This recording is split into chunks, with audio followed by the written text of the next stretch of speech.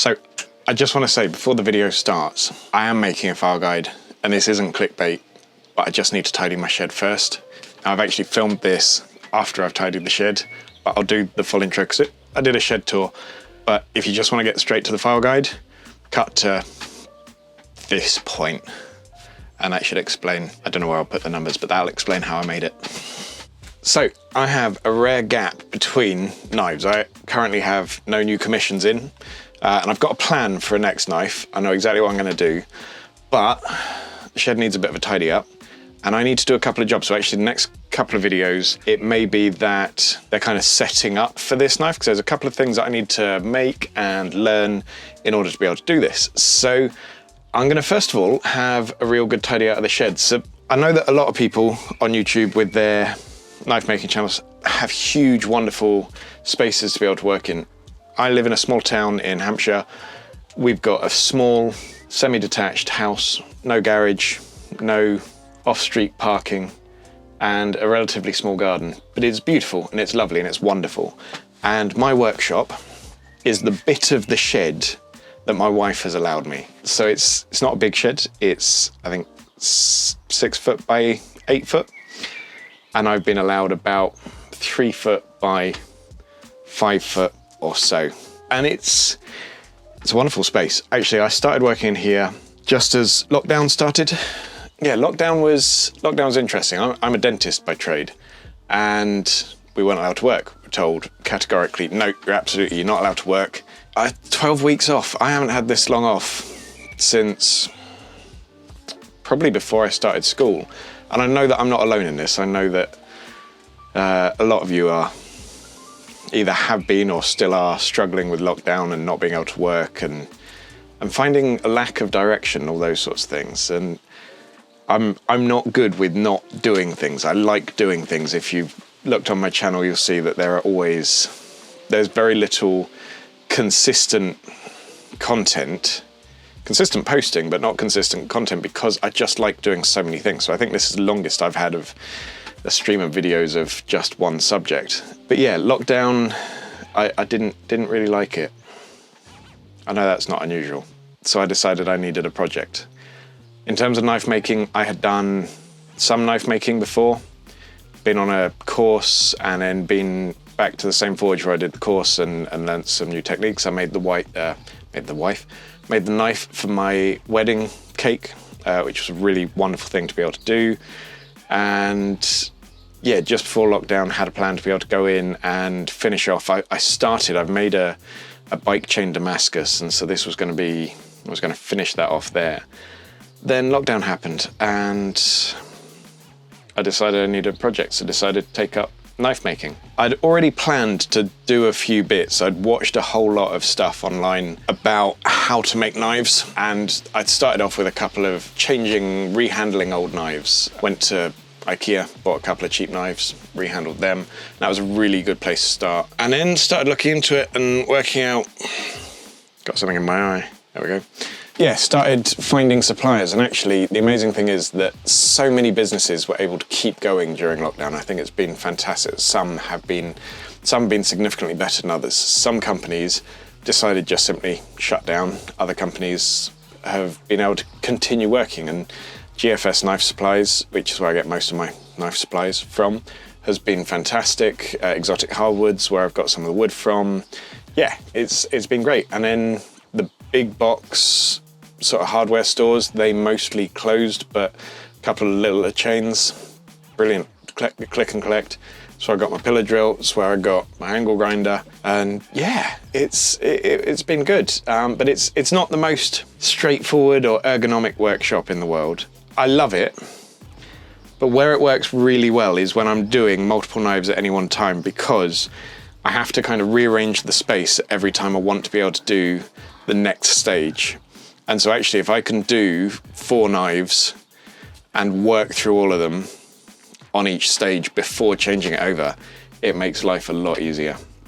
But yeah, it needs a bit of a tidy up, so I'm gonna have a bit of a tidy up and sort things out and just make sure that everything is all organized.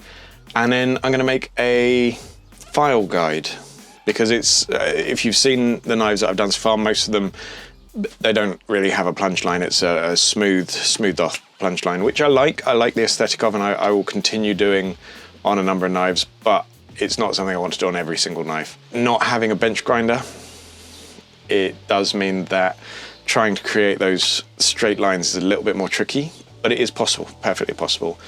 Using hand files and using sandpaper, it becomes a whole lot easier with a file guide. I tried doing it without a file guide on my first knife, and yeah, results were not super successful. One small slip and suddenly you've just messed up the whole thing, whereas actually a file guide prevents you having to worry about making that slip. So I've got a plan for that. So I'm going to have a tidy up. I also need to mow the lawn. Yeah, so this shed is powered by just an extension lead. So every morning that I want to come out and here and work, I need to come out, unlock it, drag the power to an extension cable back into the house, and then switch it all on. So that, I've got a couple of things that I want to be able to sort out for this shed if I want to continue. And I do want to continue making knives now that I'm back at work. So I am. Dentists, it's very helpful. The BBC announced that dentists were going back to work before any of the dentists were told. So we are now going back to work. Yeah, a couple of things I want to do. So one is I want to change this work surface, because at the moment it's just tongue and groove lapboard, which is great for potting sheds, but means I don't have a very flat work surface. Occasionally I bring out a chopping board from the house, which Emma, not really a big fan of me bringing out the nice chopping boards to work on. So I'm going to change that over for a piece of MDF. That is on its way, so that's not ready to do today, but I will be doing that. I want to also at some point get a more permanent power supply down here, just because extension leads and multi-sockets, it's not ideal, but it works. It works for now. It wouldn't work long term. I don't think I have enough space in here to start getting more power tools. I keep thinking about how I could possibly get a bench grinder in here, or how I could get a disc sander, or yeah, just something to be able to help with that side of things. But I haven't worked that out yet. I do have a small amount of space out there, which is the old shed base on top of the compost. Getting a little bit janky, but it works. But yeah, let's have a tidy up. In fact, what's probably happened is I've done a tidy up over this voiceover with a bit of B-roll going on in around it. And then we'll get on with the file guide. So yeah, let's do that. So a day later and a whole lot of sweat later. This shed gets so hot in the sunshine. Benefit of a black roofed shed, I guess. This is incredibly useful. So actually we got this little battery charged fan. I thought it was going to be useless. We got it originally for Emma, for going into hospital, because apparently hospitals are quite hot to give birth, not for, yeah. So we got this, and she didn't use it, but it's brilliant for in here. Previously I was bringing down the big fan from the bedroom, and it just, like, setting up the shed is enough of a faff at the moment where I have to run the power down and do all of that every day, to then also remember to go and bring down the fan from the bedroom and then take it back up at the end of the evening. It just adds extra layers of complexity. So this has been a godsend. It's actually just off Amazon. It's just a portable, rechargeable fan. Not sponsored, but it's, yeah, it works brilliantly well. Really pleased with that. It just helps keep it a little bit cooler in here. The shed is not looking a huge amount tidier, and it is. It's looking a lot cleaner. Got rid of all the dust and have sorted everything out. And I now have a plan. I want to get some undershelf units as well, so that I can actually store stuff. So I can take stuff off the side here, which will hopefully just give me a little bit more workspace. Now that's sorted, I can now get on with the file guide. So, like I say, I want to make a file guide, and I've looked online, and you can spend silly money on file guides online. I tried, in one of my first videos, I tried using this. It doesn't work. Surprisingly enough, it's plastic. Files just bite straight into it and it doesn't work. It doesn't stay still enough. Seen a few various designs online, seen some really quite cool made out of ceramic knives that you cut that off and then you get a ceramic edge to it. But I decided I want to try tungsten carbide. So went on eBay. This bit of tungsten carbide, it is, yeah, rock solid. I've tried it, I cannot create a mark on it with the file. This off eBay I think was £2.30. Little bits of 20mm angle iron, I think £4, and then some nuts and bolts and stuff. And basically my plan is glue that onto the front, cut it in half first, put them together, bolt them together, so I've got a nice flat edge file guide. It's not super pretty. I don't know exactly how, one of the things that I was umming and ahhing about was putting extra guide pins in, but I think for now I just want something that will work. I might make something that's more effective later on. Yeah, that's my plan. So we'll get to it and we'll get that all sorted out. So first thing I did was clean up the angle iron, use 60 grit sandpaper just to make sure that I could clean off some of the scale, but at the same time also just make sure there was a bit of grip for the glue, and used a file just to tidy off the edges, make sure there were no sharp edges, sort of keep all the corners smooth. Then used a little diamond wheel on the Dremel type thing to try and cut the tungsten carbide, and actually it was working reasonably well, taking much longer than it should have done, and then yeah, it just broke, which was a bit odd, but it broke in exactly the right place and it broke nice and smoothly. Then used CA glue with a quick set to be able to glue the tungsten onto the steel, and then used the masking tape method to be able to glue the bits together level so that I could separate them later. And then marked out where I wanted the holes and then drilled 2 8mm holes into it so that I could put my M8 bolts through it.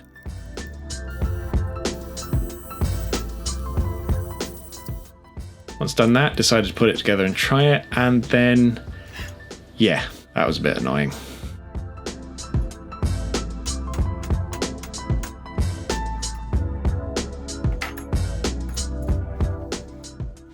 So it's a bit annoying. What have I learned? Fundamentally, what I've learned is actually the design works, my glue didn't. So I'm going to re-glue these with epoxy and get that re-sorted out. I'm also going to, I quite like the bolts being glued onto the side as well, but I think I'm going to need to epoxy them as well. So I'm going to redo that, get that all sorted out, and then we'll go back to showing you how it works. But yeah, essentially, I think I've got the design right. It's a bit bulky, a bit chunky, a bit cumbersome, but hopefully should do exactly what I want it to do. Right, let's get rid of this glue and let's start again. Epoxy. So I set up for a second time and used a chisel, which I really need to resharpen at some point, to be able to take off the old CA glue, degrease the surfaces really carefully, and then used a Gorilla Glue 5-minute epoxy just to be able to attach those tungsten bits. Once it had gripped, actually that 5-minute grip is really quite impressively quick, then lined it all up with the bolts and the nuts so that I can actually glue them on, and then use the 5-minute epoxy again just to be able to glue them into place. So that should mean that it should have a slightly more rigid alignment without necessarily needing to have the guide pins. Then gave it a quick try on one of my partial tang garden knives just to finish off that tang nicely, and yeah, it works. Pretty happy with it. It looks like it should.